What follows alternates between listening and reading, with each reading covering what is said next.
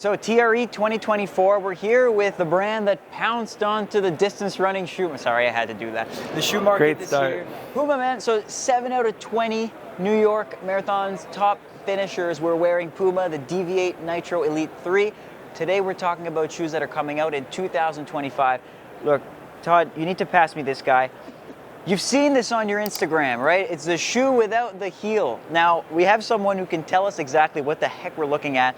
This might be the most visibly jarring and cool looking shoe. So maybe tell us about it. What is this thing? Yeah, for sure. And I want to add too that the New York, those were all women, right? That we've actually, since we've relaunched Puma in 2021, we've been focused on, I think, two things like leading the world in innovation, but then also staying consistent and then investing in women. So those are some of our key platforms. I think the Puma Fast-R Nitro Elite, this is kind of a playhouse, I would say, for footwear designers, really where we could push boundaries, because you know the marathon shoes, they have this 40 millimeter and one plate limit.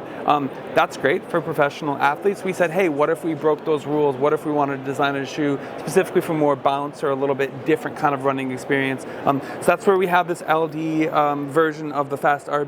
So we have 3 plates, a full carbon fiber plate under your foot, and then 2 TPU plates closer to the ground. Fun fact, we actually experimented with 3 carbon fiber plates, and honestly, it was like taking a carbon fiber road bike on a gravel road. Like, it was too much feedback. So the TPU works really, really nicely. But yeah, what I love about this shoe is that even though it looks kind of crazy and funky, it really balances everything out under your foot nicely. Okay, so what happened with 3 carbon plates? Like, it just is bouncing too hard? No, it just the ground felt too hard. Okay. Like, you could feel it, and it almost would like throw you. Whereas this with the TPU, it's just a little bit softer material. It kind of gently glides you. But then you definitely want that full carbon fiber under your foot so that you step down and it feels nice and cohesive. Gotcha. And so, who would this be for? Like, who's your perfect buyer for something like this? Because you got yes, you have a whole lot of power inside of this. You have some bounce, like mini trampoline. Yep. Like, who's been interested in this thing so far? It's a great question. I think that there's a general shoe trend around max, or now over max, but what used to be max cushion is changing. It used to be 40 millimeters. Now we have this new MagMax, which is at 46 millimeters, a launch at the end of 2024 that has been really, really positive. And then the Fast-R actually goes even higher. So we're at 58 millimeters here, 12 mil drops, so 46. And it really is a shoe that, I don't want to say it sells itself, but it's a very unique dynamic visual, as well as a ride in the $350 price point. So I think the person that wants this shoe is going to go looking for it and know. But then I think once they get it on foot, they will be pleasantly surprised, because it actually rides and feels good as a running shoe. Right, and that's like the tallest shoe in the game, I'm pretty sure, right? Like 58 millimeters, I haven't heard of another shoe. I don't actually, there's some others that are in that 50 range, but I actually don't know of anything higher, so good call. Wow, okay, so let's flip to the other one. So let's see this one. This is the MagMax, not to be confused with Mad Max, which is in theaters recently. This looks a lot more like a streamlined training shoe, very cushiony in the underground. Tell me a little bit about this guy. Yeah, absolutely. So we have a shoe in our line called the Magnify Nitro. People really, really liked it. The cushioning is what old school Max was, but now with this we have even a little bit more. And I think there's a big trend in the industry where shoes are just getting thicker. People are wanting more and more cushioning. What really works great on this is it actually has quite a stiff midfoot. So people that maybe have orthotics or have some foot issues, that can help. But then the rocker is really, really aggressive and good. So it not only guides you down smooth at the heel, but then it really lifts you off the toe really nicely. And I would say in regards to who this is for, I think people that are using carbon fiber plated shoes, some of them are starting to have more aches and pains and potential injuries. So a shoe that really almost runs for you is a good complement to the super shoe boom.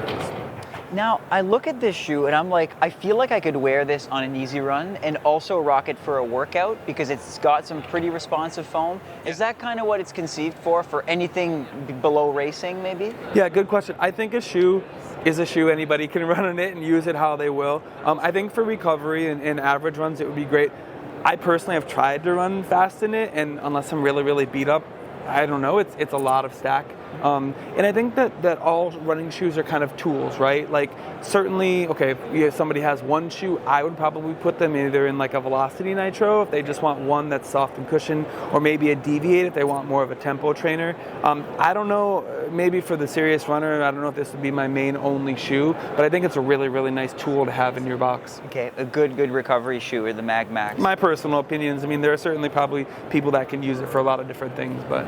And man, Puma's had quite the year. year. I feel like there's no other brand that's really imprinted itself on the elite running world like Puma quite did. So we're really excited. I mean, Puma, we have a rich heritage, right? We've been around since 1948.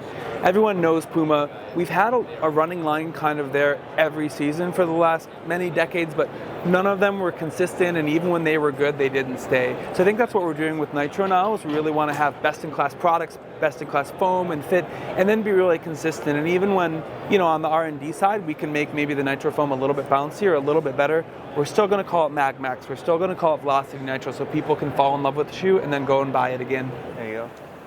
Todd, thank you so much. Perfect.